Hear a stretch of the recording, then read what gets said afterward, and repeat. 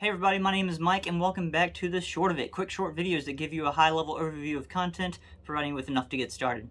In today's video, we'll be going over heat presses, how they operate, and mixing models to look out for. So let's get started.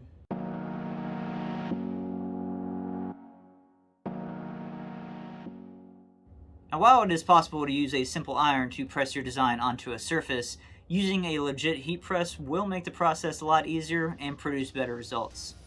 These presses are an essential part of the sublimation and vinyl production. Having this piece of equipment will allow you to efficiently bond your design to different surfaces. The number of brands out there can be a bit overwhelming. There are some better known brands such as Siser and Cricut that have their own line of heat presses, and then there are a lot of lesser known brands that you can easily find on Amazon. I personally went with Dreamvan. I chose this brand because it was recommended to me by a friend. Like your printer and cutter machines, the type of heat press you should get depends on the size you plan on your projects being.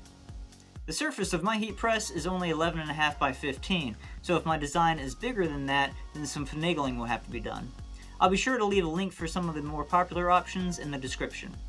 Besides the heat press itself, the only other equipment you'll need is some type of protective paper, such as silicone, parchment, or butcher paper. This paper will help protect your heat press from the design you're adhering. From what I can tell, any of the protective paper options will work. The three main components of a heat press are the temperature, duration, and pressure. For Siser EasyPress HTV, the temperature has been the topic of dispute across the internet. Some say 305 degrees, some say 310 degrees. The most popular opinion, and the one that I would suggest, is 315 degrees.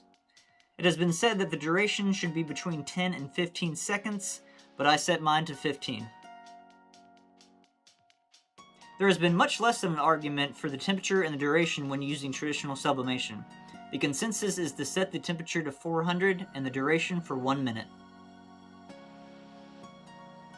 When it comes to pressure, various levels can be applied to your press. It needs to be enough pressure to where the ink transfer can take place, but not too much pressure to where you leave behind transfer lines.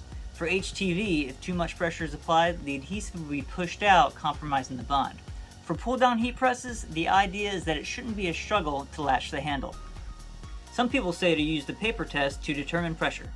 You can take a piece of printer paper and latch the press, then try to pull the paper out. If it takes a lot of effort to pull out the paper, then that's heavy pressure. If it takes a medium amount of effort, then that's medium pressure. And a small amount of effort is light pressure. EasyPress HTV calls for medium pressure, where traditional sublimation, depending on the brand, calls for light to medium pressure.